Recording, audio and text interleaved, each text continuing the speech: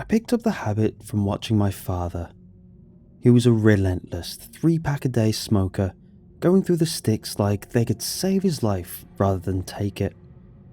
I and my siblings grew up surrounded by yellow-stained walls. I'd watch him sit in front of the TV and pull the embers ever so closer to his sickly teeth. If a real fire had even occurred in our home, we wouldn't know it until the flames were set upon us. The fire alarm hung uselessly, stripped of its batteries. You'd think growing up, watching my father slowly killing himself would be enough to keep me away from taking a single drag. But I foolishly idolized the man. When I was 15 and he was fast asleep, I snuck into his room and pried a single cigarette from the box on his bedside table. The first time I inhaled the smoke, I could feel my body rebelling. A stuttering cough accompanied by exhaled smoke and spit.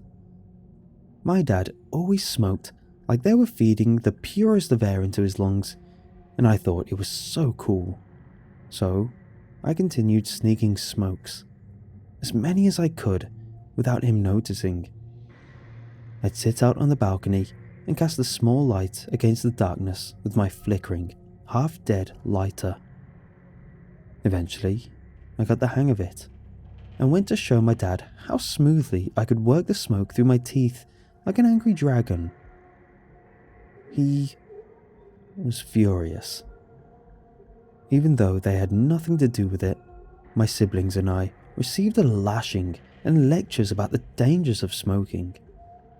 When my oldest brother shot back and told our father that he should quit smoking too, my father replied that it was already too late for that to matter. And he was right. Just a few years later, lung cancer ate its way through my father, creeping along, destroying him from the inside out like he had done to our house for so many years. We watched him become thin. His skin grew so pale until he almost matched the sticks he was so fond of. To the very end, he would continue to smoke those 3 packs, never a man to know when to quit. One of the final conversations I had with my father was mere hours before his passing. His voice sounded like a wisp, faint and distant. With a shaking hand, he motioned for one more cigarette, and I obliged, pulling one loose from the pack for myself as well. We both took a deep inhale, sitting together in the house my siblings long since fled from. "I'm sorry." His voice was made up of final gestures. I looked curiously towards him as he explained his regrets for the life he forced us to live and the environment he created. That our walls, the ones that were supposed to keep us safe, should have been pearly white. "We deserve that," he said. He also, with what little energy he had left, offered me one final warning, that I would end up just like him if I continued to keep smoking like I was. Then, within a few hours, he was gone. The arrangements and proceedings that take place are very stressful, especially for an 18-year-old still figuring life out. Contrary to my father's wishes, I only find my trips to the balcony becoming more and more frequent. I wasn't smoking quite as much as my pops used to, but I wasn't far off either.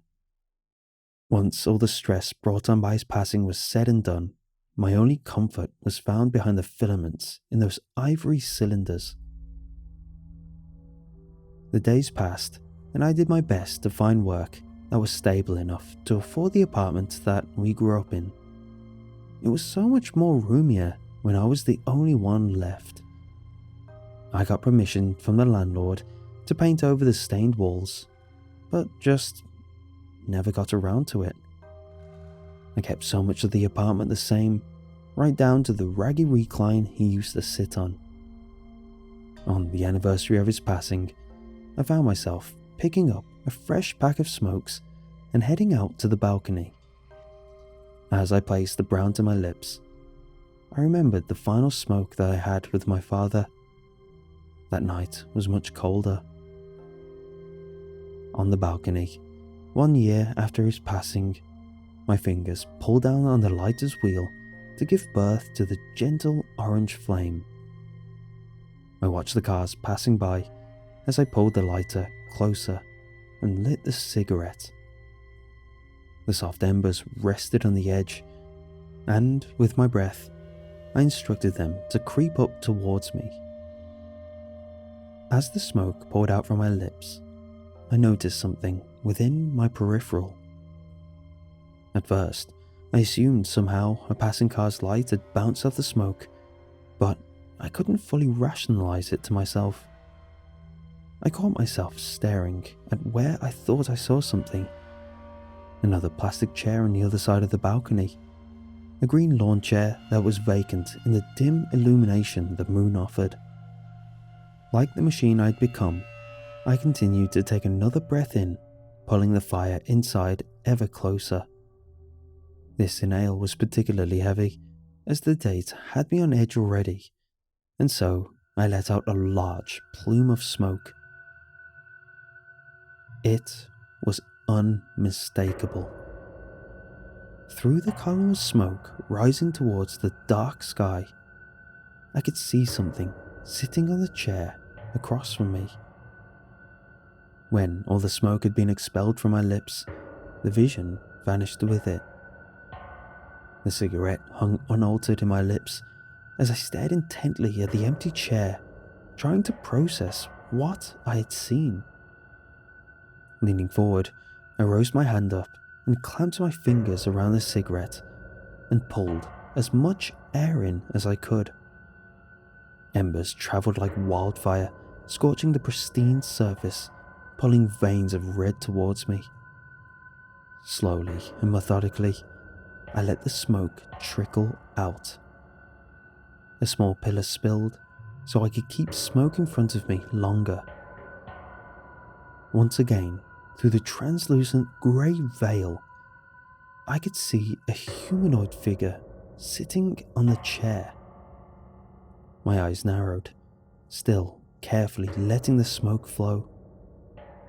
I could see that his skin was grey, with dim veins of red covering its body. From within the smoke, I watched as the visitor turned its head towards me. Bright red sunspots made up its eyes, flaring like a fire pit.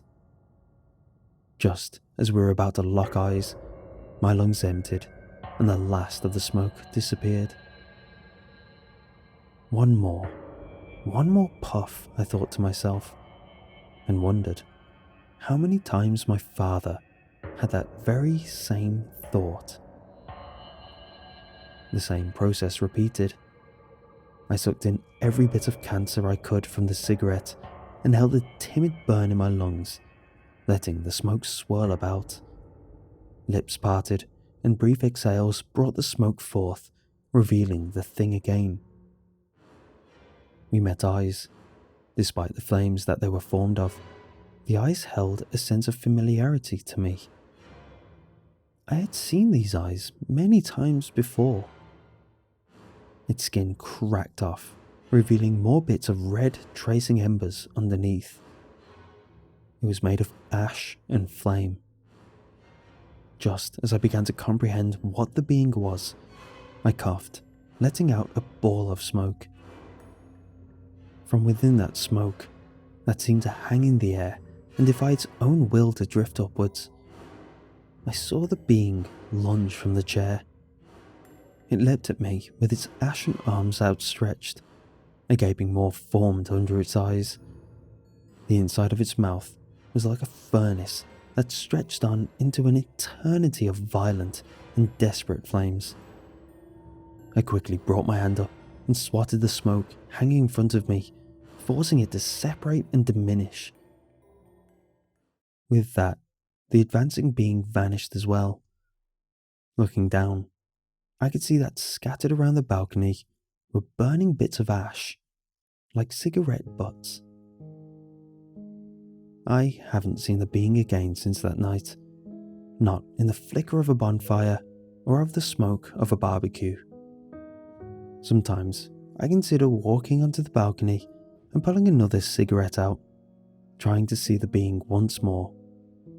But I'm sure he's served his purpose. I haven't touched the cigarette since, after all.